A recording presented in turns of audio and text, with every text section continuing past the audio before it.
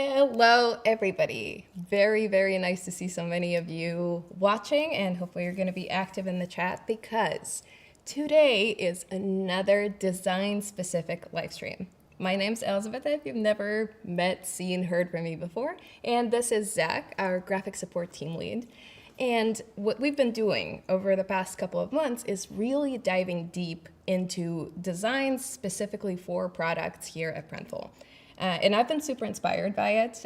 Even like in the last live stream, we made these hats live on stream. Well, not we made them. We watched somebody very qualified make them. And because the design that I actually ended up making myself turned out so well, I decided to create a whole collection. And today is Friday the 13th. So in order to honor all of the, black cats, broken mirrors, and all of the ever so slightly unlucky things, I made a whole collection of products that are themed around Friday the 13th. And I made them in Canva because I'm a beginner. We covered Illustrator, right, and Photoshop before. Yeah, Illustrator and Photoshop, creating the designs in the Adobe suite before. Yeah, and those are fantastic programs, but to me they're a little bit advanced. And I thought, since I'm sure that there's quite a few of you who feel a bit like beginners, it's important to cover tools that are super accessible like Canva. So what we're gonna do is we're gonna go through a few designs. I'm gonna show you what I made, how I ended up picking that. Then I'll show you exactly what it turned out like, because there's a few problems with every single one of those things. Well, kind of. Some are more problematic, some are less. And then I'm gonna have an expert actually tell me what I did wrong. I feel like a lot of this is much easier than just looking into guidelines and figuring out, okay, am I meeting every single guideline? Because when you see practical examples, it feels a lot more relatable. You're able to compare what you've been doing to the advice that I'm going to be receiving today. So treat this as your crash course in what not to do, right?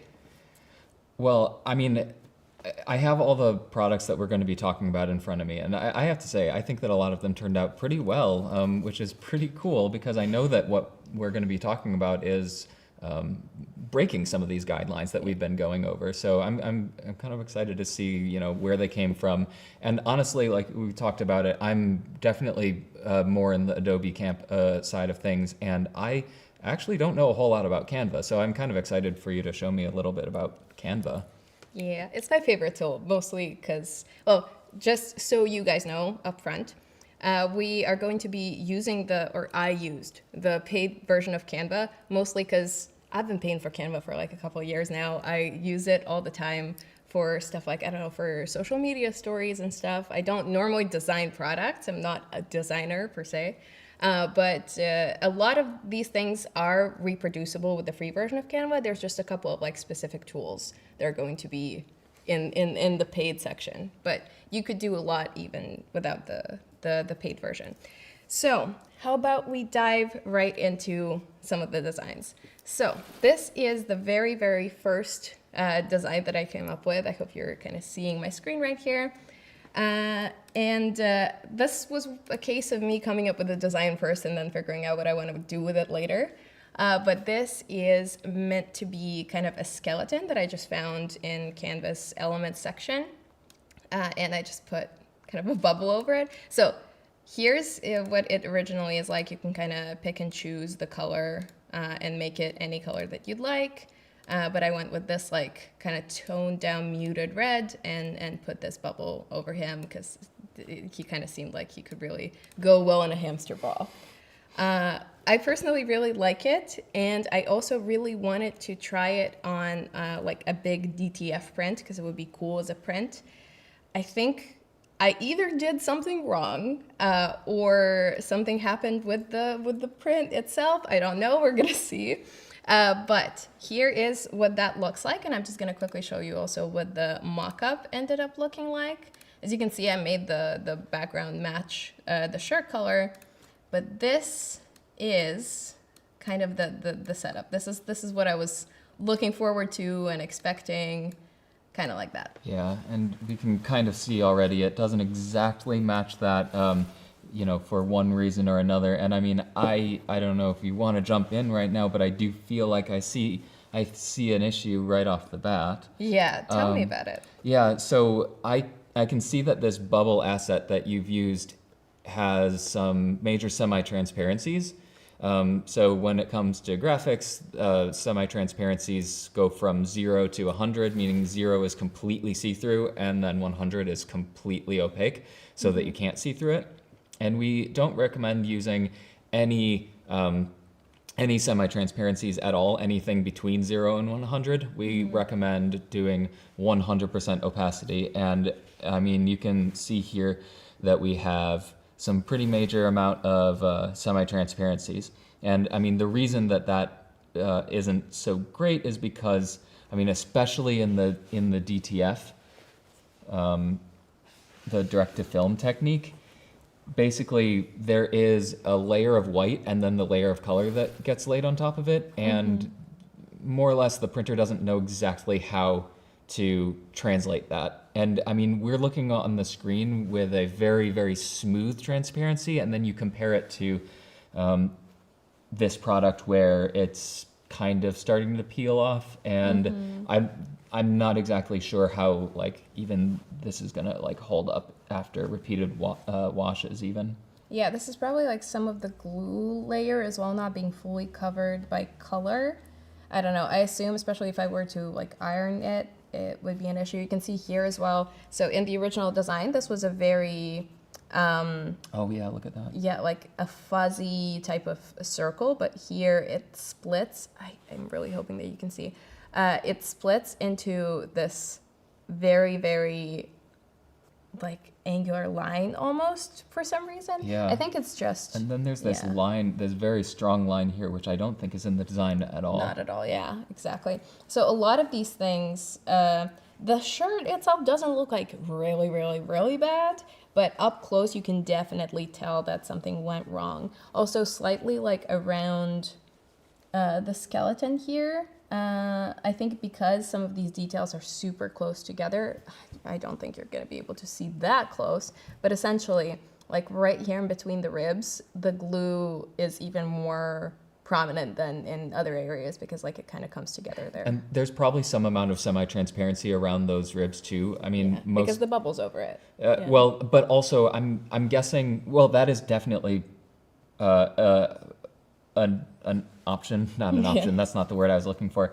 A likelihood, but I'm guessing that this asset probably has some amount of semi-transparency, which is going to make the outline smoother. And who knows, maybe because of how it was scaled up or scaled down. I mean, I'm guessing that this originated as a vector, but I'm guessing that some of this is due to semi-transparencies as well.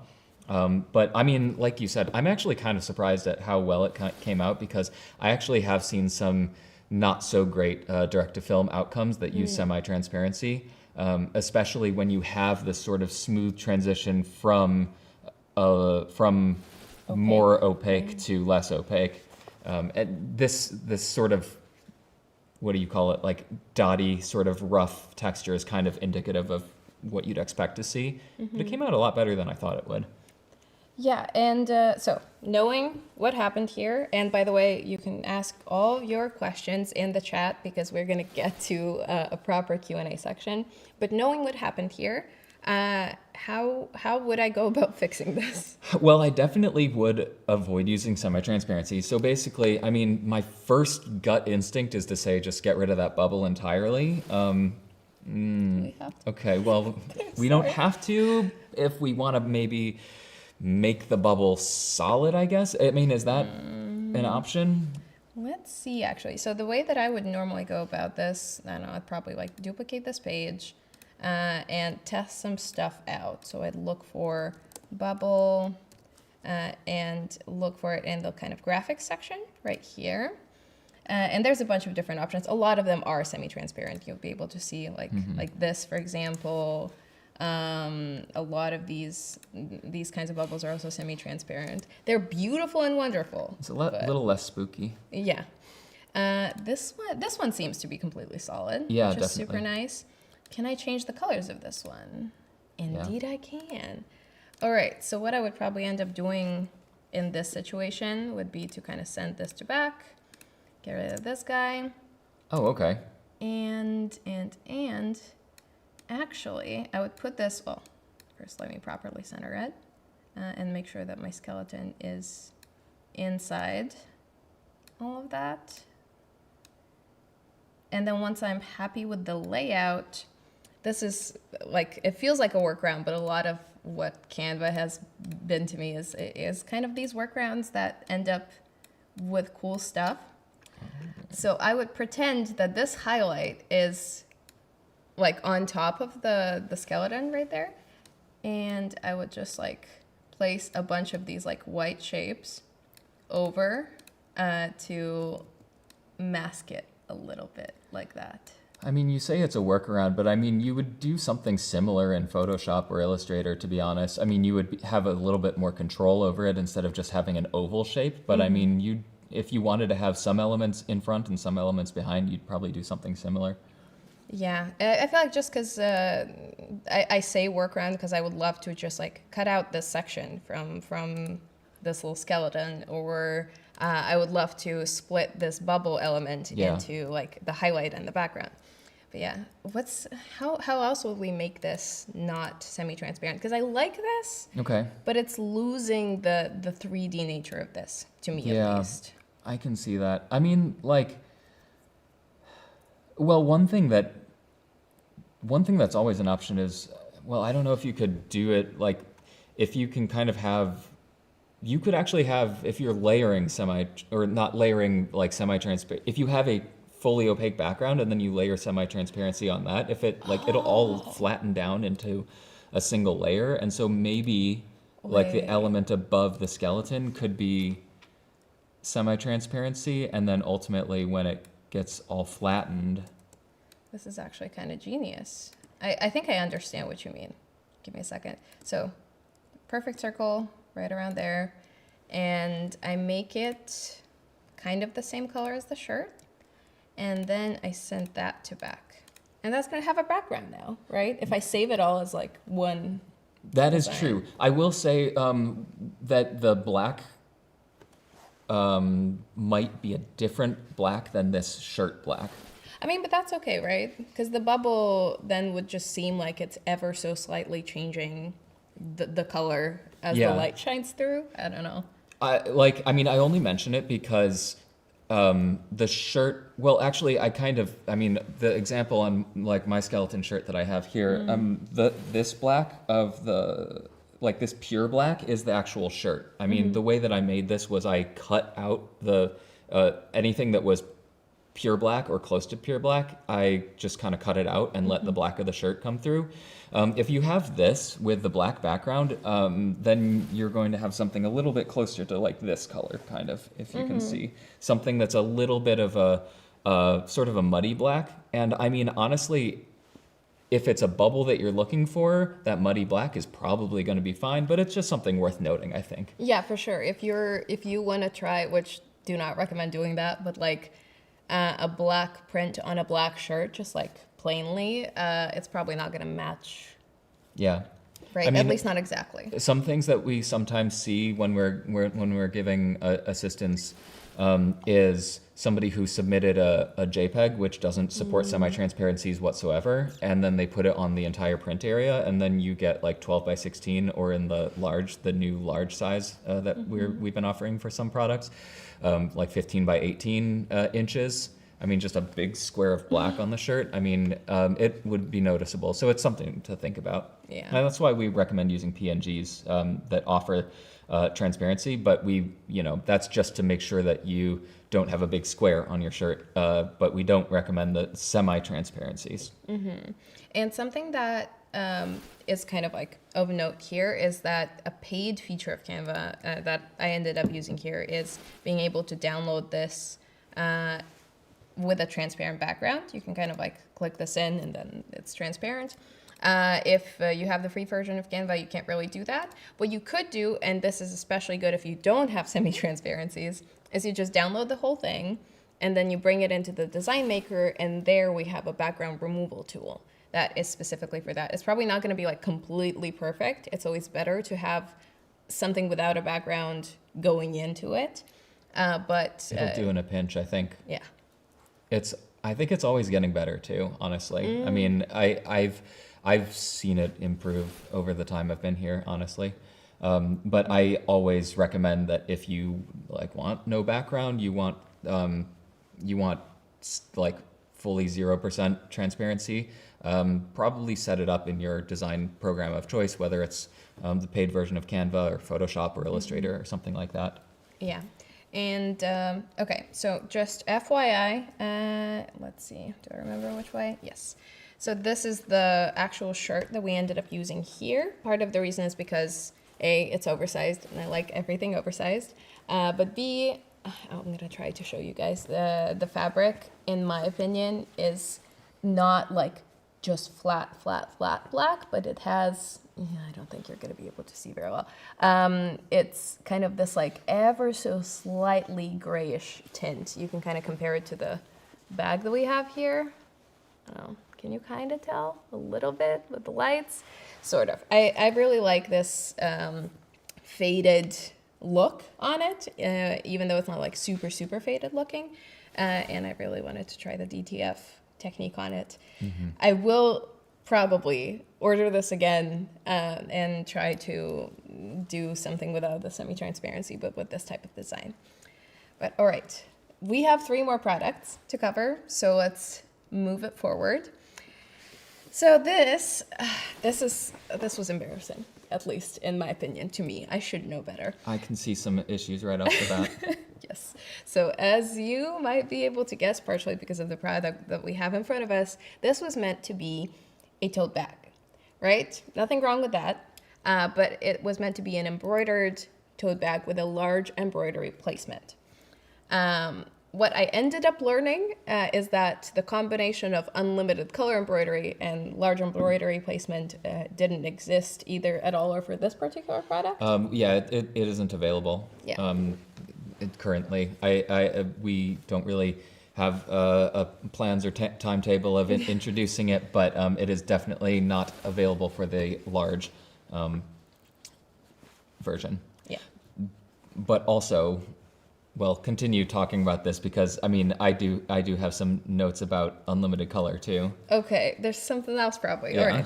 So There's a few things here. Yeah, what ended up happening is I made this. I really wanted to have kind of like this ever so slightly gradient background and then cut out letters on it because I was going to put it on the black product and the black product could shine through in the letters. I actually struggled quite a bit to make this work on Canva, but what I did end up doing is I took a font that I really liked. I put it in the middle. And is it in the middle? Kind of. And saved it as just like a JPEG, right, or a PNG. Brought it back into Canva and tried to remove the background. And it didn't work. And like literally it would remove just this kind of like orangey section and it would leave the black text as the foreground. And after Googling a little bit, something that did end up working is I just like copied that same page and changed the background and the text to white because apparently the Canva's background remover recognizes white as a background more easily. So, you know, here's what I did. I kind of like downloaded this without the background. I uploaded this back. So this, as you can see, is just like one solid PNG. And then you go in, you click this background remover thing. Once again, a paid feature. Yeah, but it is very good. Like to me, Canva's background remover is one of the best that I've tried. And it just takes the text away. There we go. It's transparent. That's why you can see the blue. And so I took this and I brought it into the design maker.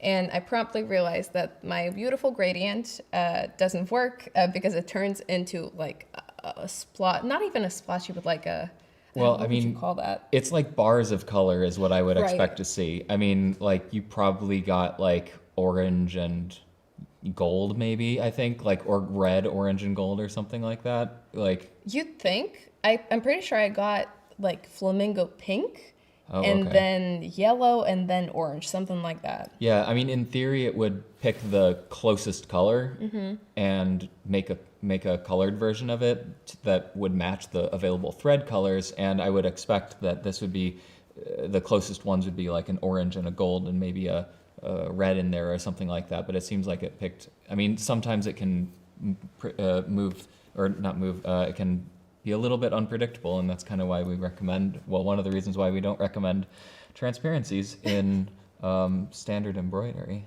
Yeah, I mean you can always change the color, right? It just like pre-selects the thing, and you can adjust it to be closer to whatever color you like. Well, and also, I mean, we have the list of colors and their hex codes on all of our embroidered product pages. So if you're designing in standard embroidery, you can always just grab the hex code and use that so that I mean, literally the closest color is the one that you chose. So you're going to be good to go if you do that. And so I kind of did that. I don't remember if I picked the exact hex code, but I just looked at what colors were available with standard embroidery because I realized that this was not gonna work. And I went back in to this first page, right? And I just changed this to a red color because I was like, well, what color is gonna be the best with the black background? And so saved it again, changed this stuff to white. And this was the final kind of thing where I removed the background, as in removing the letters, kind of making them cut out. And this is what I uploaded. I'll show you, like in the mock-up, I think either I did not wait long enough for it to load or what, but it looks super nice, I think, in the red. And I don't see any issues personally. Yeah. And this, in my opinion, this turned out very well. Let's look at the product. I mean, yes. Should we unfold it all the way? We don't have to, but. So it's kind of like this tote bag, bigger thing. There's the straps right there. And this is this giant embroidery. So you can kind of tell my hand can't cover it. I did not put the border around here or around the letters, but I think it looks cool. Yeah.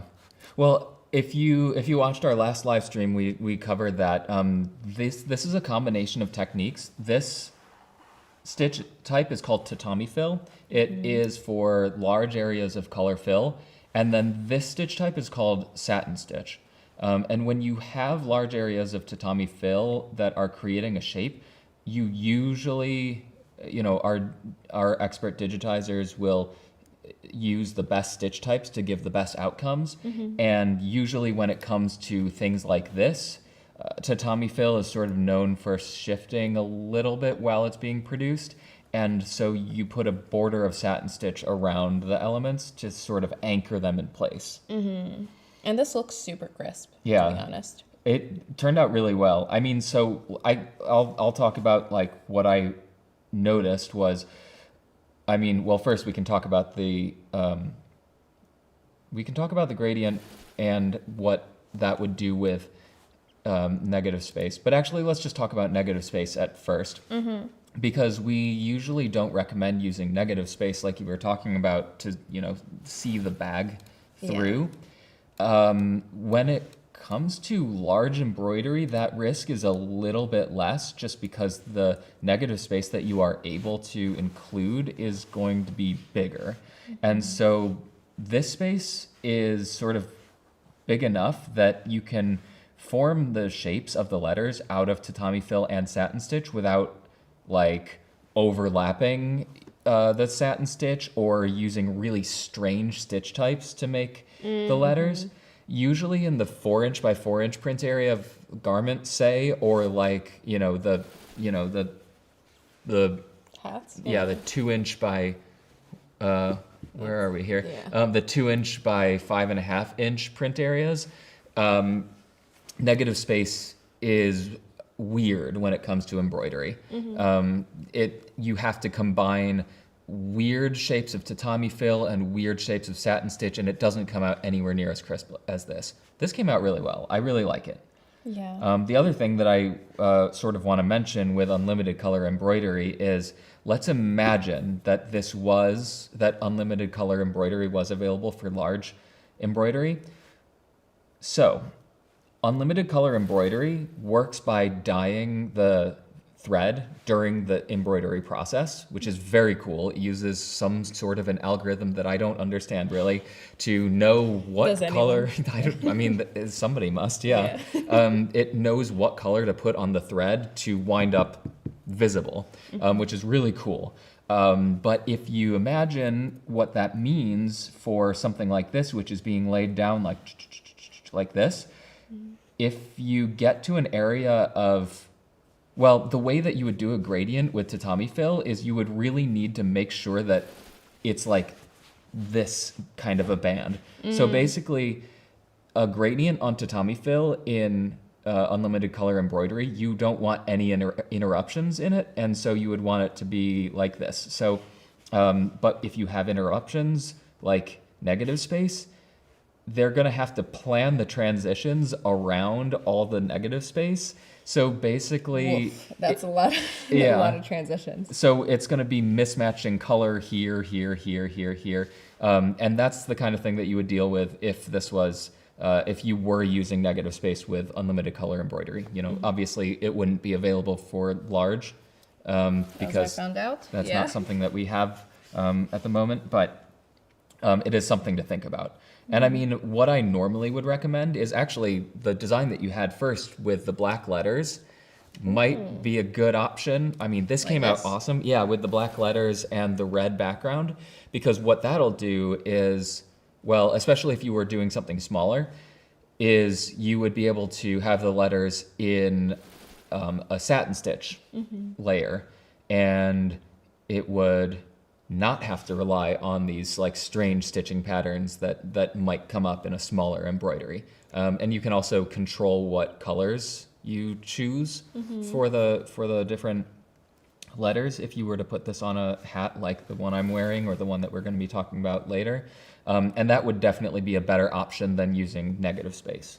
Yeah. So gradient, negative space, these are both sort of red flags, but like, I don't know, it came out really well. Yeah, I feel like, and we can actually test this out, how big the areas like in between, I think because I use kind of like a bolder font, I could have gone for something like this and it would have been a big problem. But we can actually test this out. This is how I would normally do it with like, especially a smaller placement for embroidery. So I'd take a shape, I'd make it bright. Let's make it yellow. And you go into position and you are able to set the exact size of it. I think this is a big placement. Let's see if it's gonna let me make it that small. So I'm using centimeters, which means it would be 0.13. Oh, see, it can't even like let me make it that small because the placement is quite big. Okay. But if you had a smaller print area, or in this case, embroidery area, you'd be able to kind of place it and then see like, okay, my smallest detail needs to be this big. That's actually really cool that you showed me this. I didn't know that this was an option in Canva. I mean, this is exactly how, me and my team measure. Well, I learned this from you kind of, yeah. Well, I didn't think of it myself. But it's just funny because like, I didn't know that was an option in Canva. I mean, like, I didn't even think of like using another element in Canva to do that. But I mean, this is an option if you need to be checking against our guidelines. This is one of the, well, in like me and my team, we use line segments in Adobe Illustrator to measure guidelines. But I mean, circles work really good because you don't have to like rotate line segments or whatever. And yeah, the fact that you can make something that is the size of our guideline to check against lines that you're not really sure if they will be the right size or not. I mean, we tested this out when we designed the Tim design a couple live streams ago, but we used Adobe Illustrator. So this is a really cool option. I'm glad that you showed me this. Yeah, don't praise me too much because I promptly forget about this very, very quickly. I'll show you. So just really quickly, this is the actual product that I was using this for because I am a big tote bag fan. I do not own like a single purse or backpack. I don't think I literally just carry everything in tote bags as if I'm 15 years old. But yeah, so it didn't hit me. I just went, oh, unlimited color embroidery is available. Great, perfect. I did not consider that there may be any kind of like file guidelines that I might need to check. It's, it's my fault. But oh well. The next product is this wonderful hat, which I think, in my personal opinion, we have the biggest problems with. I have the bigger problem. It's my fault. It's my fault, you guys. I can see it here. Yeah, so I'll just show you the hat first, and then I'll explain what the hell I did to make it this way. God, I wonder if we can do this a little bit. So, what we have here is a bit of a mess of letters that have both an outline and a background, and the colors are super similar to each other. It's not completely botched, but it does not look good, especially that outline. But how I kind of ended up with this, I'll just turn it a bit, is I went for just anything that could be similar to like Friday the 13th in Canva elements. I was literally looking at like Friday, you can really see with my searches. I was kind of going through these elements mostly for inspo. I was like, okay, how would I make this? I remember really liking this little guy because I'm a Vans person, and I was like, oh, that could be cool. And then I, at some point, stumbled upon this, and I really liked the color combo. I liked that it, I guess to me, it looked like old school word art. Mm-hmm. I actually do like the Friday and then the checkered 13 below as a design, but that isn't something that we printed out. Or even like when you loaded it in before, it was like here, and I thought that was pretty cool. Like here? Something like that. Yeah. I probably wouldn't work very good for embroidery, which is True. things that we will be talking about, but I think it's kind of cool looking design. Yeah. In general, I really kind of like, especially the Y2K retro, I don't know what you guys want to call it, inspired like color combinations. Like in here, for example, this is giving 2005 to me. Like the kind of orangey red plus the almost Barbie pink. I like the combo, and I was like, okay, I want to recreate this, but I want to have something a little bit different said here. And I want to also make it a bit more narrow to fit into a hat. So I went in and I found, this is Anton as the font, and I just literally kind of like recreated this the exact colors and also the outline plus shadow. Very cool looking. If this was on a shirt, I'm sure it would have been wonderful. What I did though is I just went, okay, this is perfect, looks centered enough, went in, downloaded without a background, put it on a hat. Yeah. And promptly realized that I once again did not check the thread colors. So these are the thread colors more specifically that I ended up going with, and you can kind of see them in like a product chart here as well. So I think I did not consider the way that the combo was gonna look like once it's embroidered and textured, because to me, especially like, I don't know how I would like move this a bit further back, but if you're just kind of looking at it, there's not enough contrast between the shadow and the outline and the text for it to be like super readable right away. And then the next thing that I completely forgot is to do that little hack that we just introduced. Mm-hmm. So you want to tell me what you think of this slight abomination? Well, I mean, it's a cool design, as we discussed.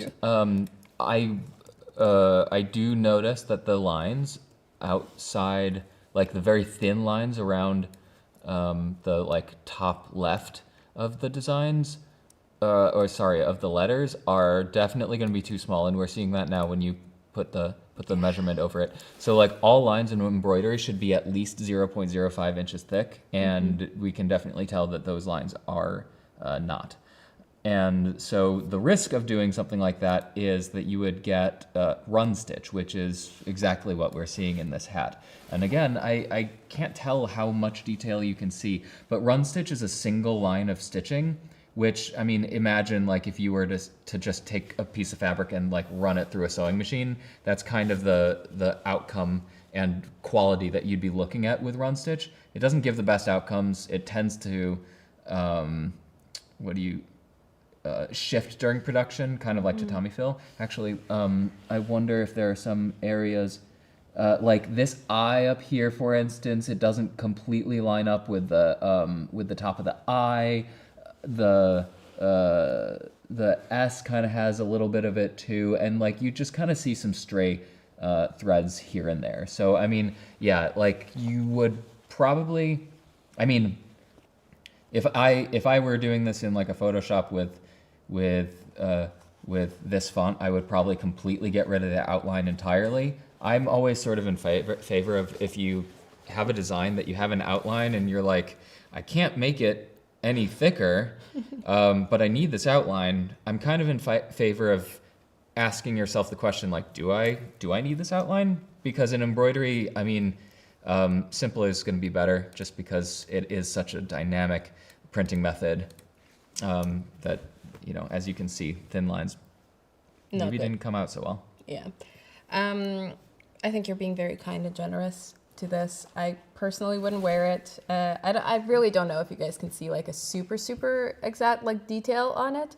I'm hoping you do, but this could have been so much better. But I'm so disappointed in myself. I said it earlier in the live stream. I'm actually surprised. I mean, I'm surprised at how well the DTF shirt came out. I'm surprised at how well this came out, despite the run stitch around it. Yeah.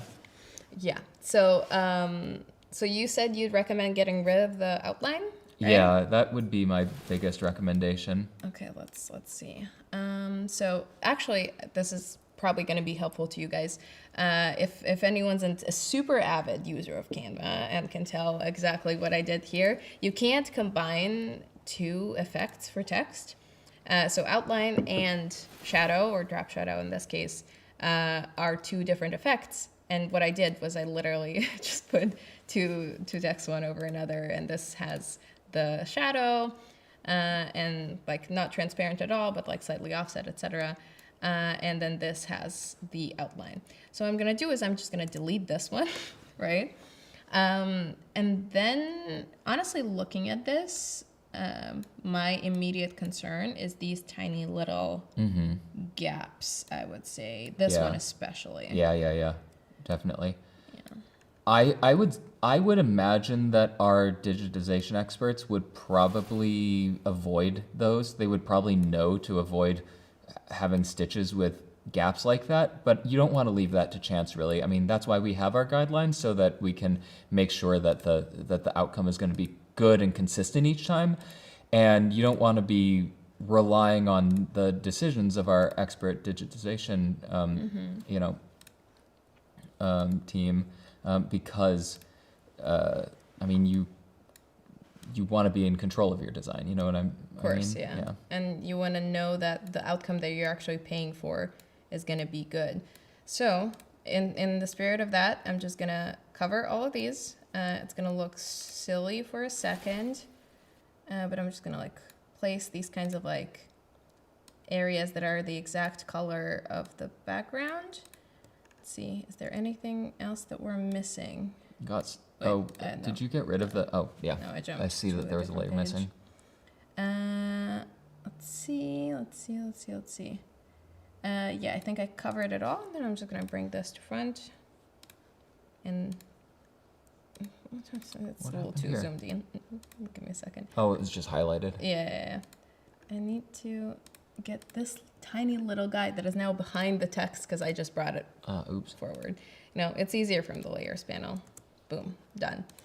So that's a good reminder to get rid of your measuring dots and whatnot, because we do have templates that you can download, which help greatly when it comes to making sure that, well, I mean, they are the correct, the size of the correct, the print area is the correct size already, but then they also have a lot of the guidelines already saved within the file. And if you don't delete them, they're gonna print. Might get printed, yeah. I say might, they will get printed. Yeah. So this is one thing, and then the other thing I want to fix is I want to think about some color combos. I looked at the list of our like embroidery colors beforehand. I want to keep the pink. I like the pink. But what I might want to do is switch it to this blue that I saved here. Not like that. Nope. I would go into effects and I would switch it there. There we go. I like this contrast a bit better. I just now need to change the colors of all of these little things. I will say though, that first version that you had, well, if you had this with the burgundy color still, if you uploaded that to our design maker would pull out the flamingo and the burgundy. Or it's not burgundy, it's maroon is what it's called. Yeah. It would pull out those two colors, and then in standard embroidery, you will have a drop-down option, and you wouldn't have to change it in the print file itself. You could change it in the design maker. I mean, this is probably just nice for people to see kind of how it looks, because I'm not going to do the whole like thing of downloading it, going into design maker and stuff. But I just want to see how it looks on a white background. I quite like it. I wish I did this. This would have been such a cool hat. This is another one that I'm gonna reorder for sure. Okay, and just for FYI, this is the exact hat that we used here. I wanted it to be flexible and also like this kind of stretchy band on the inside of it. I really like the flax fit hats. I dance a lot. I like to wear hats while dancing so that hair doesn't go everywhere, and this is just the perfect hat for it. So the next and last design, as you might have guessed, is this little mug. I'll show you exactly the way that I went into this design, and then I'll tell you what I personally don't like about it. I think this one came out decent. Yeah, looking at it, this is a pretty good mug. Yeah.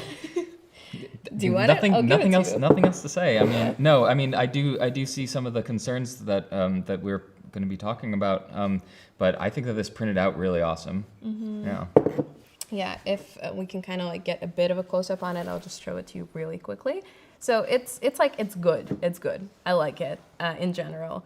But there are a few things that I had a vision in my head, but I didn't consider the fact that this was going to exist not on a poster, but on a round mug. And the mug is going to be white. I just didn't think about all those things when putting it together. I saw it in the mock-up probably, right? But I was just probably rushing. I don't know. But let's just say of all of these, like the quote issues are going to be personal preference ones, I think. For sure. Okay, so you will hopefully be able to see my screen right now because this is, I think, in terms of designs, this is my favorite. What happened here is I found this fantastic graphic that already has this kind of like dotted effect in there. I don't know if you can see. Yeah, kind of like a halftone effect. Yeah, exactly. Like shading with dots. So I liked that, and I like the skulls, and I also really like the fact that you can completely customize the colors of the graphic. If I wanted a different color outline or a different color fill, I'd be able to do that. This is simply like some of the assets that are available in Canva can do that, some can't, probably depending on what the original file was. Right? Does it matter if it's a paid asset or not, or can you get free assets that are colorable? Yes. So let's actually look into it and see if we can see some kind of like asset that is, see this, for example, this is a random one. I'm gonna just like randomly, actually this one I'm pretty sure is free. Yeah, this is a free asset completely. Oh, okay. So the way that you can see that is these little crowns. So this is for Canva Pro. You have a little bug on set. And then these ones are free. This one is free and is customizable completely.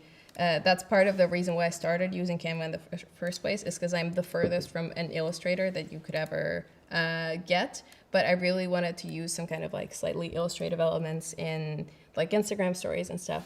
And that's how I landed on it. Yeah, I like that because like if you were a designer, you could draw a camera in your own style. But I mean, if you wanted just camera. I mean, there's no reason to spend so much time making your own assets if they come together as part of a program and, you know, something like Canva. Yeah, exactly. And on top of that, the combination of editable color plus not having to spend a bunch of time on it, plus the fact that, and this is a thing that a lot of people don't know, but very often, like designers, artists are going to upload a batch of very similar designs, and I'm going to show you what I tried with this. But first, I got this skull frame. I put Nuance is Dead in there because we're on the internet. And then, so originally it didn't have all of this stuff in the back, but let me just move this out of the way, kind of like that. I see.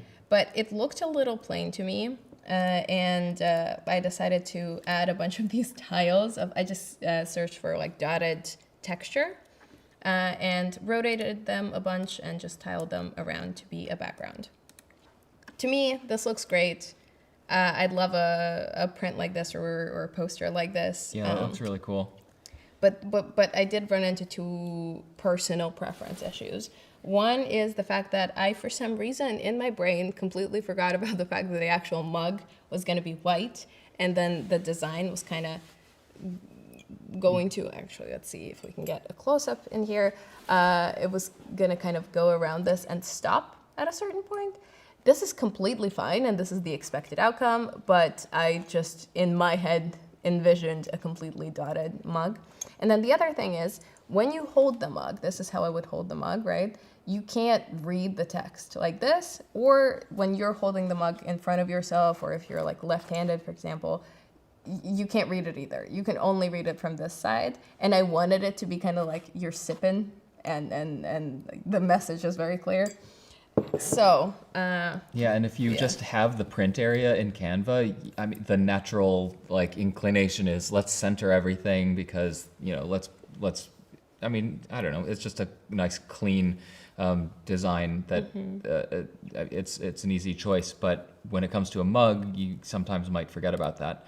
And this background thing is something I've ran into when I've been designing mugs, like just in my own life for my own purposes. And like I'll throw a background on, design it, think it looks really cool, throw it into Design Maker and think, ugh, no, that's not going to work. So, I mean, I recommend deleting that background and maybe, well, and I mean, I think I can kind of see on the screen, you have the mugs print area template pulled up. yeah, I did not do that originally, but I have it in here just to show everybody that, like, if I had this, I would have realized that these two areas right here are the, I guess, like center points of the sides of the mug. But yeah, I truly, like, why did I not just think about these things for a little bit more? It's that 2D versus 3D thing. I don't know. It's like, it's an easy trap to fall into. Exactly.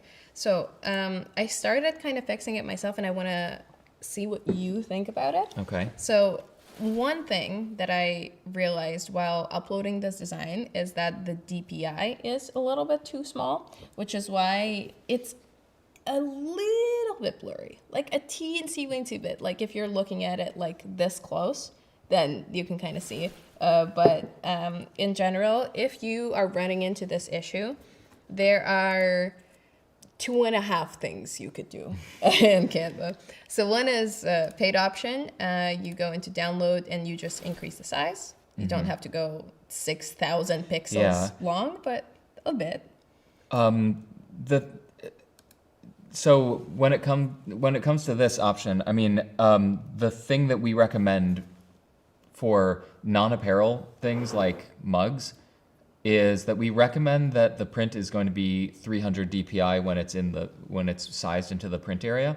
And as far as I know, Canva doesn't have a DPI option, right? No, it doesn't. I Googled, it does not. Yeah, but it does look like we have an option to basically select the number of pixels that we need, which is a good thing, because basically we can take we can calculate how many pixels we need by Well, how big is the print area for this one? I can tell you in centimeters. If we grab this guy? right, yes. Yeah, so we have a 9-inch width for this, and if you multiply that by 300, you'll get the number of pixels, which, I mean, like, that's basically where we can get the total number of pixels that we need, and then once it's within the print area, even though when you download this, it's probably going to be in, like, a web DPI, probably web DPI being, like, 72 DPI, it's still going to have enough pixels, and then when we put it into Design Maker, it's going to be 300 DPI. And I think, I mean, a peek behind the curtain, I have done this math before, and I think that, yeah, I mean, 300 times 9 is 2,700. It's also, I probably could have done that in my head without, like, admitting that I have calculated this before. But So what that means, and this is fantastic because for some reason it didn't hit me that dots print means literally dots print, right?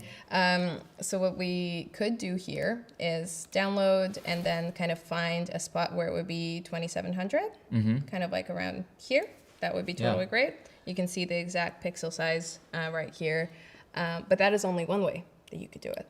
Another way, another paid feature, is you could go in here and you can actually download it as an SVG. I did not realize this earlier because I have no use for it usually, but that is a thing that you could do, and I feel like it would just like solve all your DPI problems altogether. You wouldn't have to do math, right? well, an SVG format is a vector format. So some live streams ago, we talked about the difference between vector and raster images. Raster being ones that have pixels, a very defined amount of pixels. If you increase it, the quality goes down. And then vector meaning that it is generated more or less on the fly by math and computers. And when you increase the size of a vector file, you don't lose that resolution. So if you were to download a SVG file, and if you did have access to Adobe Illustrator or some other professional tool, yeah, you could definitely export a version that was exactly the right size that you wanted. Unfortunately, we don't accept the SVG files for printing on our end directly, but if you were to download it, you can just open it right in Illustrator, export it as a PNG, and you're good to go. Yeah, and then another way, and I'm going to call it halfway because I haven't tested this, but I did see people online saying that you could download it as a PDF, and then it would solve the DPI issue. So I'm not smart enough to know why, but I'm guessing it turns it into a vector as well. PDF can support vector and raster images, and in this case, it is probably going to be downloading it as a vector in PDF. PDF is not 100% the best recommended format. I mean, you can go on our website and check the file formats that we recommend for printing.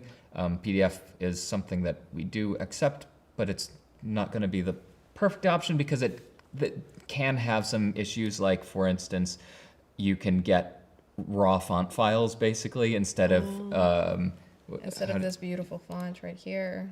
Well, yeah, like, I mean, and then when the font file gets sent to the printer, it gets confused. These things can happen.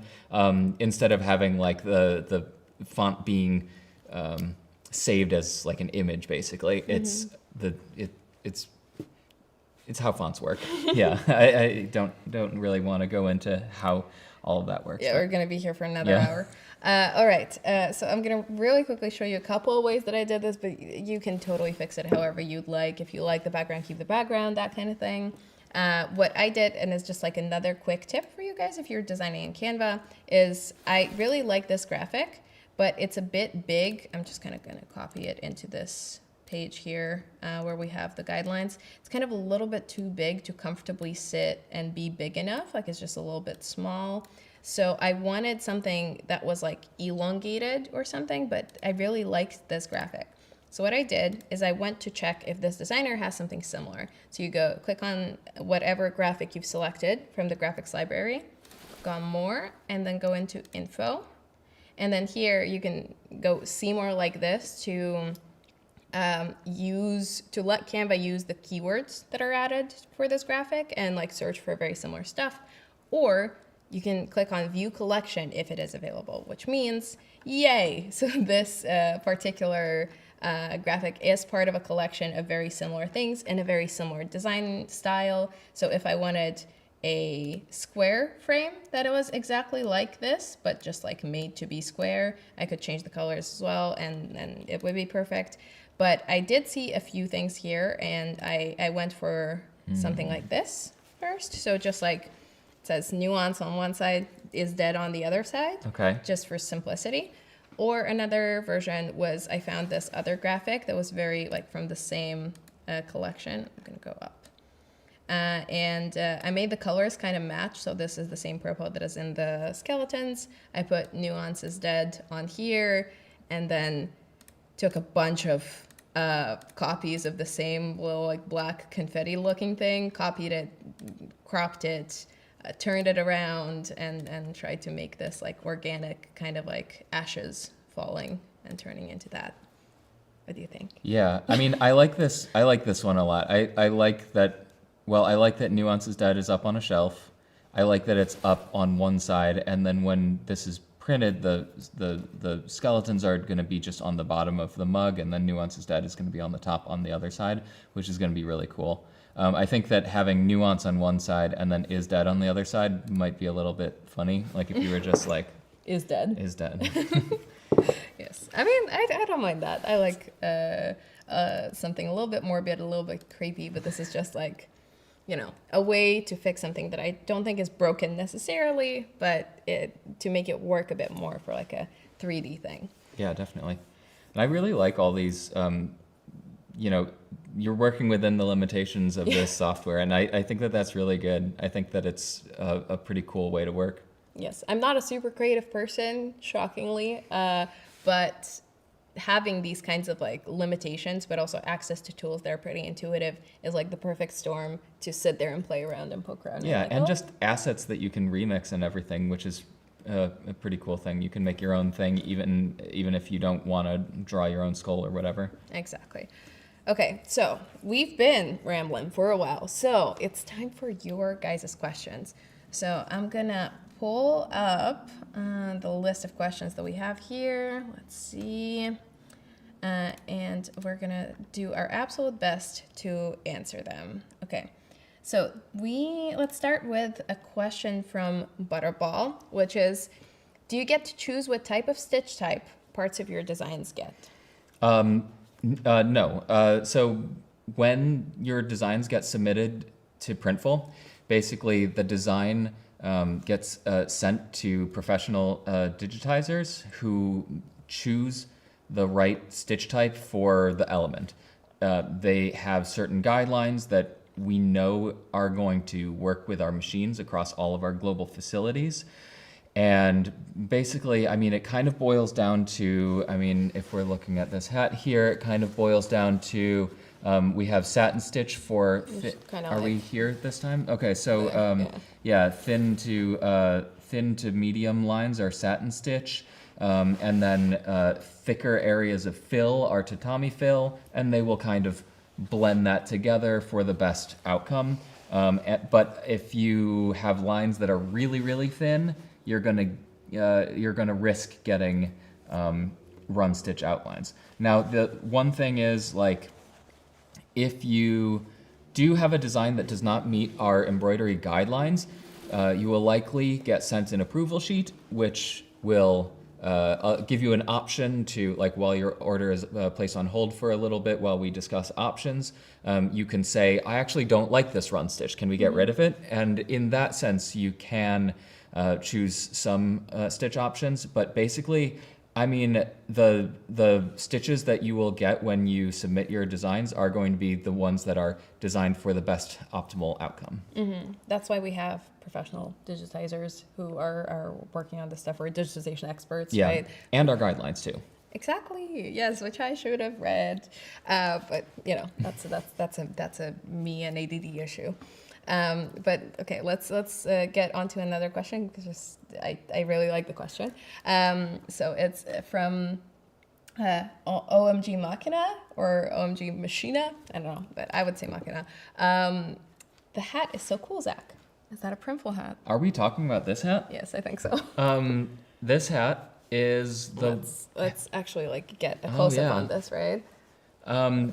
If you watch our last live stream, which should still be on our YouTube channel, Yes, right? absolutely, yeah. We actually watched this hat get embroidered live in our facility. So yes, this is a Printful hat. I think that this is the Beachfield. Beachfield corduroy cap. And I don't know what else is there to say. I mean, we talked a lot about. I can come back down here again. We talked a lot about the different stitch types that we used on this. We got the tatami fill here. We got the satin stitch here, just like what we talked about with this hat and this bag. I love this hat. Yes, it's one of my favorite blanks that we have, for sure. And this is our friend. This is my friend Tim. Yes. So. And yeah. this is also Tim. Tim is a legend. You should go and watch the previous live streams. But yes, to answer your question, it is a Printful hat. So we have another question from Digital Art with Canva, which is the perfect name for this live stream. Could you have put white gradient on the edges? I'm guessing it's this. Yeah. So could you have put white gradient on the edges to make it blend into the mug color, or does that not work? It's an interesting question. It is an interesting question. I mean, thinking through it, I don't see too much of an issue with it. Although if you did a white gradient, well, I guess imagining a white gradient, that would probably be, that wouldn't be semi-transparencies if you were going from the design to white. The thing is, I think that would be kind of a personal preference thing, because it still would look like the print area on the entire mug, kind of like a sticker. It just fades at the edges. I mean, it's an option. But would it? My concern is, and I don't know if it would be an issue. If we can like maybe get a close up on the thing, would it potentially be kind of like, okay, very smooth white gradient, and then it kind of like ends in a very faint line where the print area ends? I'll be honest, I'm not exactly sure how that would look, but I'm guessing that you are quite right. I'm guessing that would probably happen. Something that this actually came into my mind when we were kind of talking about this. I don't know if we can like maybe pull up my screen for a second again. But something that I would have maybe tried if I really I really like this background, and I do really like it.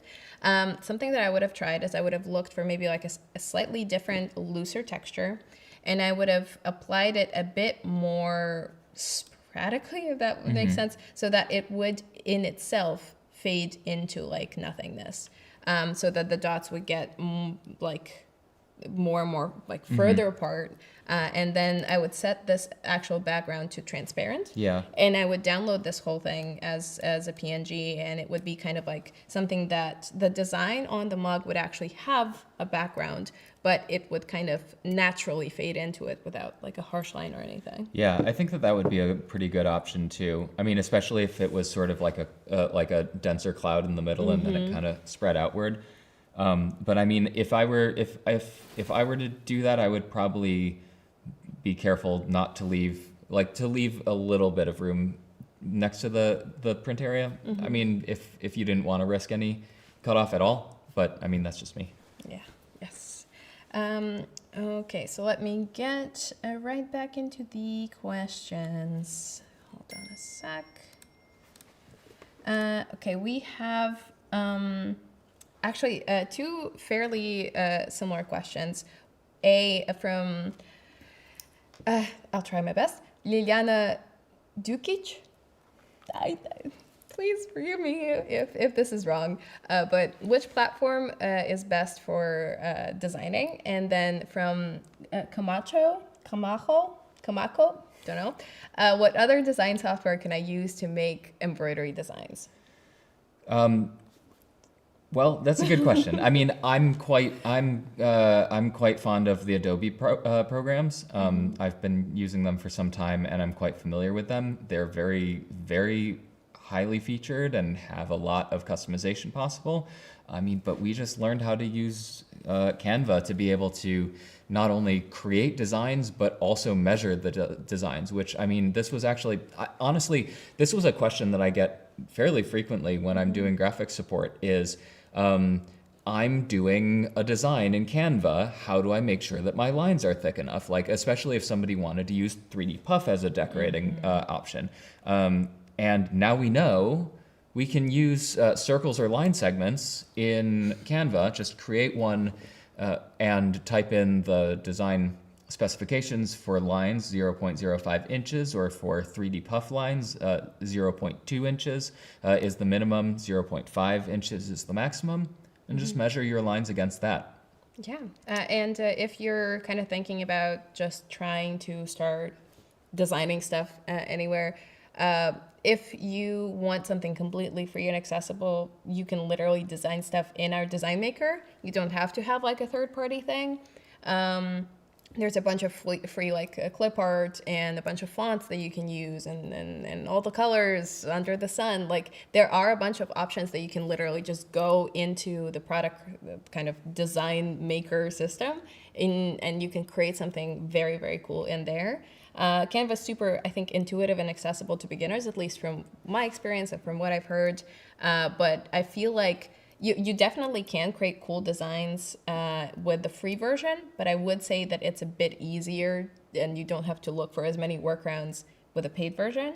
And then the Adobe suite has probably the more like different tools that you can use, but then it's going to be, is it more, I think it's more expensive, right? Oh, yeah, definitely. Yeah. I don't know, I haven't used it.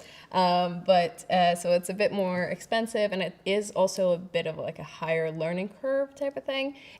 The best design software is the software that you're going to use and you're going to be able to use, right? Yeah, I'm really glad that you said that. And actually, I think that I'm also glad that you mentioned our design maker, because when you were showing me things in Canva, I was kind of thinking like, this kind of looks a lot like our design maker. Which means our design maker is just as intuitive. I also do want to mention that there are open source alternatives, like a famous open source alternative to Photoshop is called GIMP. It's been around for a long time.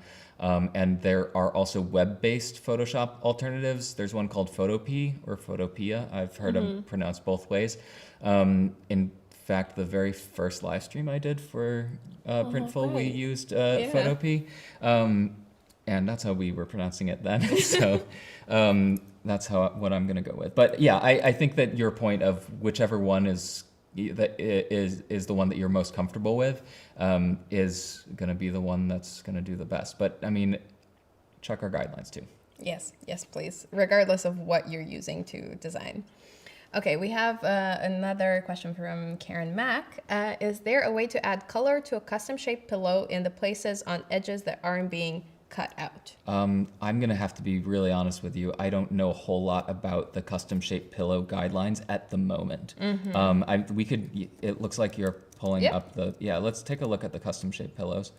But I'm guessing that there is a bit of a... Let's see. There is usually like a white outline that has to be there, I'm pretty sure. At least when I've tried to create it in the past. Guessing that in the file guidelines and the description, there is probably a disclaimer here that says the custom-shaped pillow includes a subtle white outline around the design. So basically, I think that the way that this is produced is very similar to our Kiss Cut stickers, where the design that you submit gets a border added to it automatically. And so basically, I mean, I guess the answer is, well, what was the exact question? Was it to avoid white outlines? Yeah. I think that we're going to have white outlines. Let me actually go into and check. So, is there a way to add color to a custom-shaped pillow in the places on edges that aren't being cut out? I don't believe we have that option at the moment. No. I don't think we do. I would keep an eye on this file guidelines section of the custom shaped pillows for updates. But we also talked about it in the last live stream. If you have a good idea of something that we don't have on our website or on our catalog, Feature request. do a feature request. Yeah. We always like to hear ideas from our customers of what you think that we would benefit from having. Yes. In like, I feel like even this is quite a few years ago. Before I joined the company, I remember submitting a feature request for something that ended up becoming quick stores, FYI. But I remember being like, oh, could I just like make the simplest store possible? This is very hard. And so like, honestly, like these things, you might not be the only person wanting this exact feature. And the more people who ask for a specific thing, we're going to be like, there's like 15 people asking for the same thing. We might as well do it. And I will say, if we're talking about Kiss Cut stickers, they used to only have a white background, but I do believe that right now you can get a custom colored edge to them. So, I mean, right now we don't have a custom colored outline for the custom pillows, but I mean, it happened with another one of our products. So yeah, feature request. Yes, do that. And okay, so we have another question from Raymond Moti? I don't know. Can I have the DPI math equation one more time, please? Yeah, that's a good one. So dots per inch it's dots per inch. So if you think about what you need, basically, if we are talking about the mug, 300 DPI is what we want to shoot for. So if we want 300 dots per inch, if there's 9 inches in the print area, then we want 300 dots per every 9, or per every inch and then 9 inches. And then 9 inches. So you would just multiply 300 by 9, and you would get the number of pixels you would need to equal 300 DPI. Yeah, so the dots are pixels in this case. So if you have kind of like a design that you're working on and you're able to see how, there's like a... This one's back. Yeah, there's a fly in here. So if you have a design and you're able to see the pixel like length and height of whatever like canvas you're working on, you can be like, okay, I need for this design to come out in a physical shape, for the number of pixels be equal to the number of dots that I would need in that design. Meaning you have a placement, I don't know, like this, for example, that has like, what is this? The print area for this one? 4 inches? It's for the bucket hat, it's 5.5 inches by 2 inches. Yeah, so you're like, okay, there's 5.5 inches here. You need 300 DPI. What you're gonna do is you're gonna take 300 times 5.5, and that will give you the number of pixels that you would need on the long edge of this design. Hope that made sense. And I will say with embroidery, DPI issues are less of an issue because we literally aren't printing dots per inch. It is a pattern that is programmed into a computer that is instructing a needle to sew. So DPI issues aren't as big of a deal, but we still have a recommendation of having probably at least 150 DPI. But it's not as big of an issue as long as we can see what it is. We can probably plan a path. Yeah, and for something like a mug, it would be a much bigger deal. So this would be a 300 requirement, right? Yeah. Because it is like, completely covered in this kind of print area. I hope that made sense. So the equation is, the required DPI number, and you multiply that DPI number by the number of inches that you want to cover with your design. Yay. Okay, so I think we're kind of like through all of the major questions that came up, but in general, the biggest overall tip with something like this, and this is a tip for me to remember and to think about, is to have a product that you want to work on. Open that, look at file guidelines that we have, like you can kind of scroll down and see them there, and download the template. So the file guidelines are going to give you the size of the canvas that you would want to create in whatever design software you're using, Canva included. You create kind of a custom size and put in the number that was in there. And then you've downloaded the template. It's going to have like a PNG file or a JPEG file that you can import into your design space.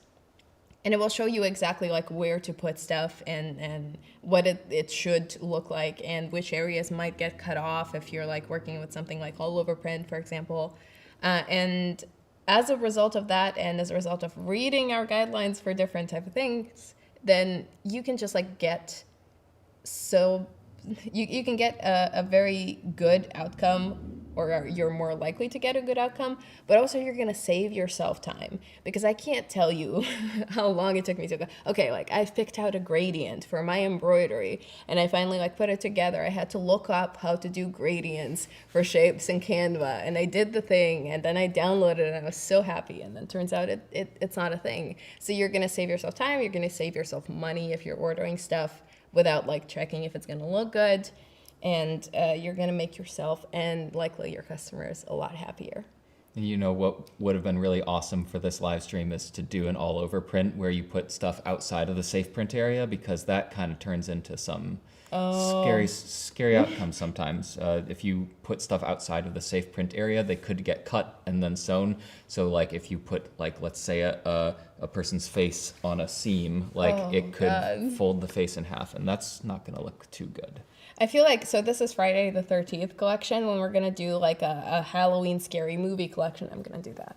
Right? Deal? Deal. Okay, you guys.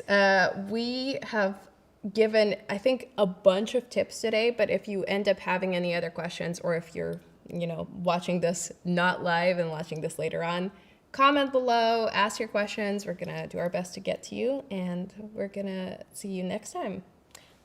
And thank you so much for coming here. Thank you for having me back. Bye-bye.